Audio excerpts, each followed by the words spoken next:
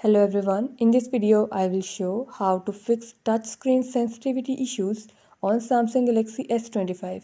Before starting this video, please press the bell icon or do subscribe this channel. Let's start our video without wasting any time.